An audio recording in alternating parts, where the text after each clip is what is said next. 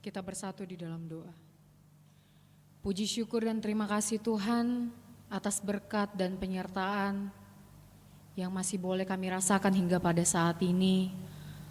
Engkau membangunkan kami dan mengingatkan kami untuk mengucap syukur, datang memenuhi undangan-Mu, beribadah di hari yang kudus ini ya Tuhan. Sejenak Tuhan kami akan mendengarkan firman-Mu. Biarlah Tuhan yang memberkati kami, memberikan Roh Kudus, sehingga kami beroleh pengertian dan kami dapat melakukan firman-Mu di dalam kehidupan kami. Di dalam nama Yesus kami berdoa dan mengucap syukur kepadamu. Amin. Shalom. Bapak, Ibu, serta saudara-saudara sekalian, firman Tuhan yang menyapa kita di minggu kelima setelah Trinitatis didasarkan pada Lukas 6 ayat 39 hingga ayat 42. Lukas 6 ayat 39 hingga ayat yang ke-42, saya akan membacakannya bagi kita semua. Yesus mengatakan pula suatu perumpamaan kepada mereka. Dapatkah orang buta menuntun orang buta? Bukankah keduanya akan jatuh ke dalam lubang? Seorang murid tidak lebih daripada gurunya. Tetapi barang siapa yang telah tamat pelajarannya akan sama dengan gurunya.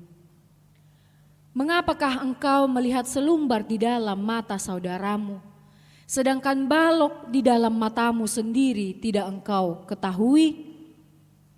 Bagaimanakah engkau dapat berkata kepada saudaramu, "Saudara, biarlah aku mengeluarkan selumbar yang ada di dalam matamu," padahal balok yang di dalam matamu tidak engkau lihat?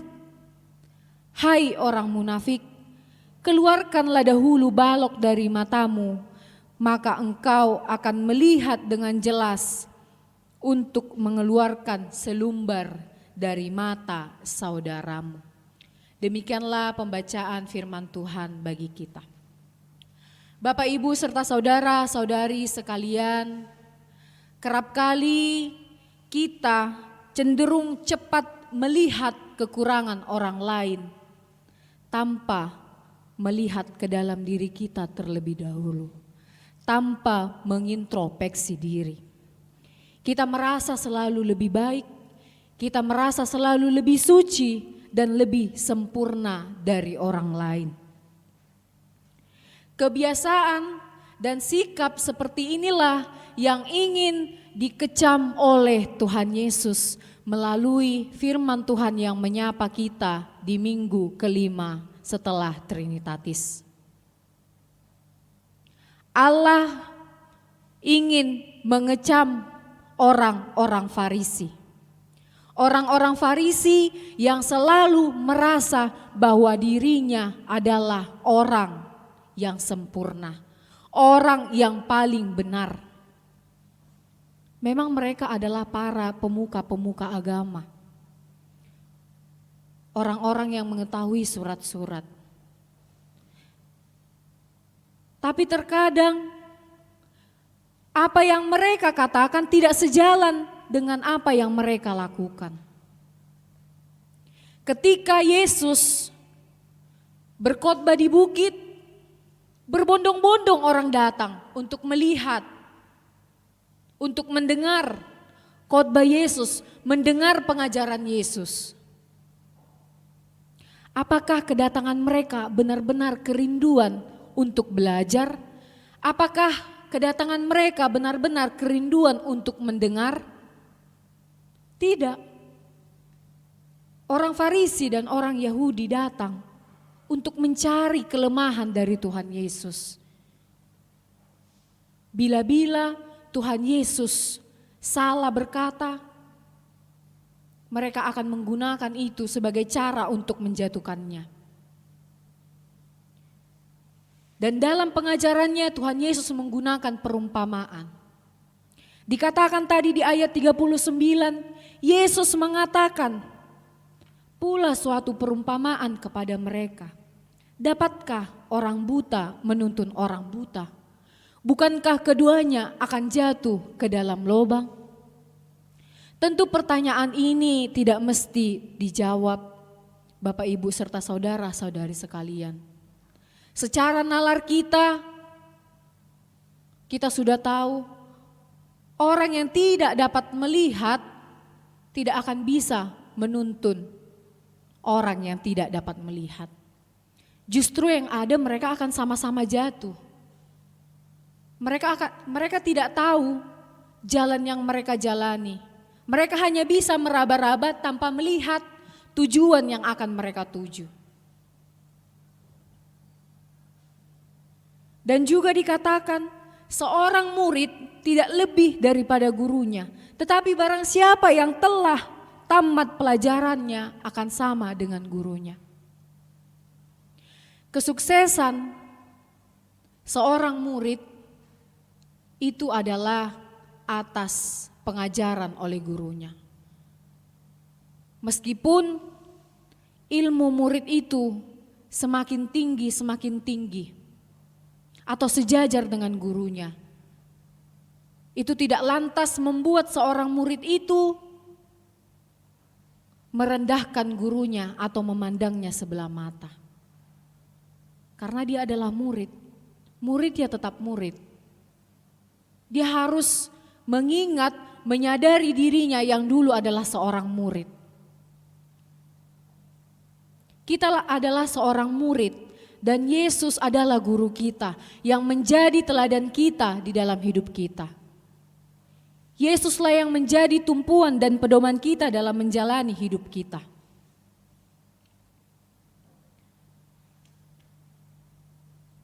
Di ayat 41 dikatakan, mengapakah engkau melihat selumbar di dalam mata saudaramu, sedangkan balok di dalam matamu sendiri tidak engkau ketahui? Bilok ni jolma do di berengho, bilok mudang di berekko.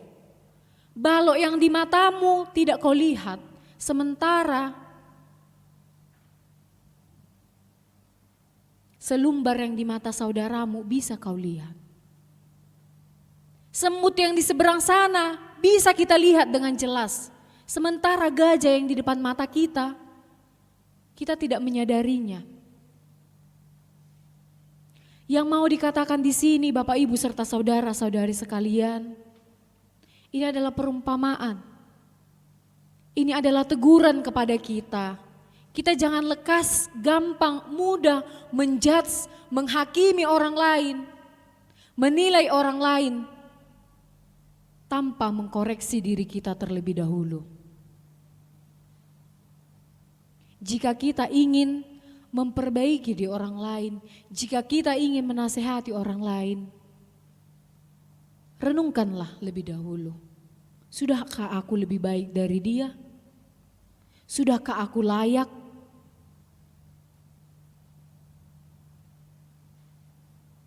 Penghakiman itu hanyalah hak Tuhan Sang Pencipta. Kita manusia tidak berhak untuk menghakimi sesama kita. Mengingatkan boleh, tapi menghakimi tidak boleh.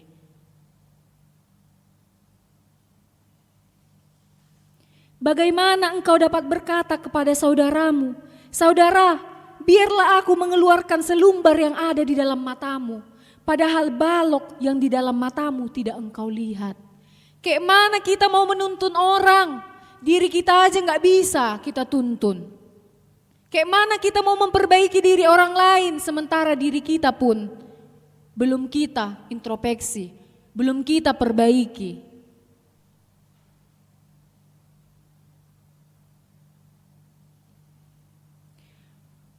Bapak, Ibu serta saudara-saudari sekalian, kita mau diajak, kita mau diingatkan, janganlah seperti orang munafik. Perkataan dan tindakannya tidak sejalan. Dan orang munafik mampu melihat kesalahan orang lain yang kecil, tapi melihat kesalahannya yang besar tidak mampu.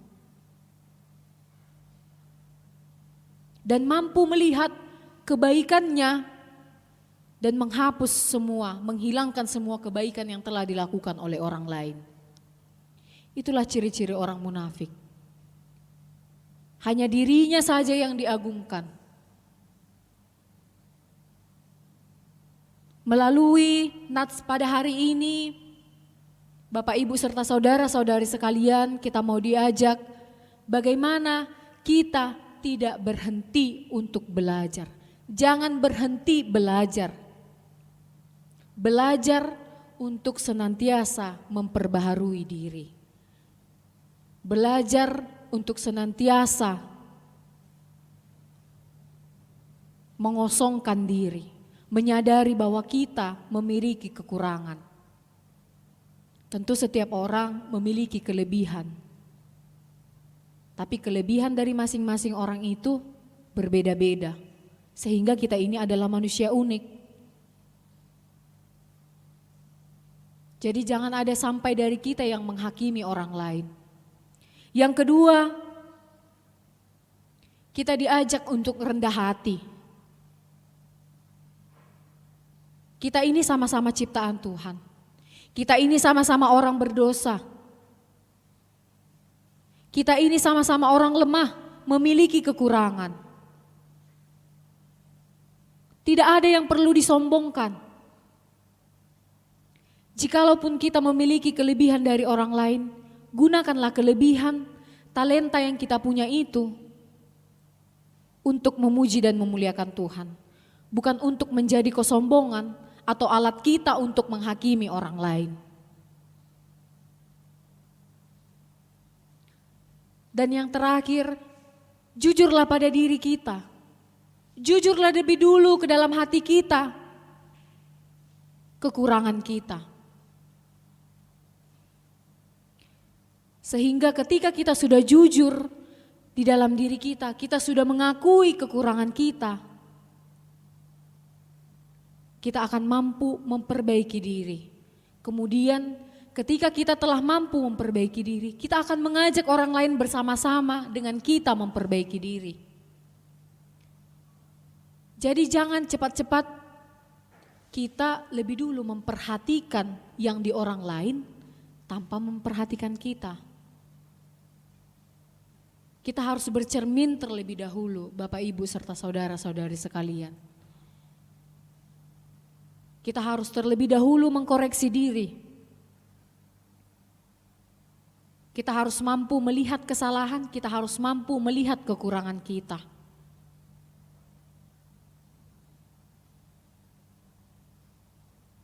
Dan yang kedua, dan yang selanjutnya kita juga mau diingatkan melalui nats ini, kita mampu melihat kebaikan orang lain dan melupakan kebaikan kita sendiri.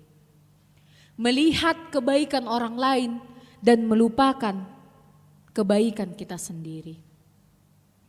Maksudnya di sini bukan berarti kita meniadakan perbuatan baik. Tapi kita diajak untuk mampu merendahkan diri. Sebanyak apapun perbuatan baik yang telah kita lakukan, jangan kita bermegah. Kita manusia ciptaannya sudah selayaknya berbuat baik karena kita telah menerima kebaikan dari Tuhan. Kebaikan yang kita lakukan itu setiap hari bukan tujuan kita untuk menyombongkan diri, tapi itu adalah sebagai bukti kita bahwa kita adalah orang yang percaya, orang yang sungguh-sungguh mendengarkan firman Tuhan dan melakukannya. Dan terbuktilah dalam kualitas kehidupan kita. Ketika kita telah mampu melihat kebaikan orang lain, atau mengesampingkan kebaikan kita atau melupakan kebaikan kita akan bersyukur. Kita akan selalu berusaha melakukan yang terbaik, berusaha untuk rendah hati, tidak memegahkan diri. Pasti akan ada selalu kerinduan dari dalam diri kita untuk memberikan yang terbaik, untuk melakukan yang terbaik. Dan yang terakhir, marilah kita mengenali segala kekurangan kita. sehingga kita mampu memperbaiki diri kita. Tidak hanya bisa mengkoreksi diri orang lain, tapi memperbaiki diri kita. Itulah ciri-ciri yang ingin Allah inginkan dari kita. Itulah yang ingin diajak melalui nats firman Tuhan pada hari ini bagi kita sebagai orang-orang percaya. Senantiasalah belajar, tetaplah rendah hati, tetaplah jujur pada diri sendiri, dan akuilah kekurangan. Kiranya Tuhan menolong kita untuk melakukannya. Amin. Tuh, kita berdoa. Terima kasih Tuhan buat firman-Mu yang boleh menyapa kami di pagi hari ini ya Tuhan. Biarlah firman-Mu itu dapat tertanam di dalam hati dan pikiran kami. Dan biarlah ya Tuhan kami dapat melakukannya di dalam kehidupan kami. Ajari kami ya Tuhan untuk senantiasa jujur kepada diri kami. Jujur atas kelemahan kami. Mengakui kekurangan kami ya Tuhan, sehingga kami bersedia untuk dikoreksi. Tidak melulu kami hanya memperhatikan atau mengkoreksi kehidupan orang lain.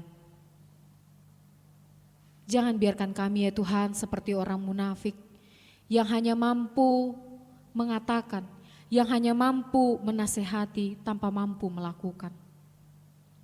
Kami adalah manusia yang lemah ya Tuhan. Kami adalah manusia yang berdosa. Kami mohon ya Tuhan, biarlah Roh Kudus-Mu yang membimbing dan mengajari kami, memampukan kami untuk melakukan firman-Mu. Biarlah firman-Mu itu dapat kami lakukan, dan biarlah firman-Mu itu jangan berlalu begitu saja ya Tuhan, sehingga hidup kami dan waktu kami tidak terbuang dengan sia-sia. Kami juga berdoa ya Tuhan, buat orang-orang yang sakit, yang tidak bisa kami sebut satu persatu, biarlah Tuhan yang memberikan kesembuhan, memulihkan ya Tuhan, melalui setiap penanganan para medis dan obat yang dikonsumsi. Buat orang-orang yang tertekan ya Tuhan, biarlah Tuhan yang memberikan kelegaan. Buat orang-orang yang mengalami kekurangan ya Tuhan, biarlah Tuhan yang mencukupkan ya Tuhan, mencukupkan setiap kebutuhan yang kami perlukan ya Tuhan. Banyak dosa dan kesalahan yang kami perbuat ya Tuhan, kiranya Engkau hapuskanlah itu agar kami layak disebut sebagai anak-anak-Mu. Di dalam nama Yesus kami berdoa dan mengucap syukur kepadamu. Amin.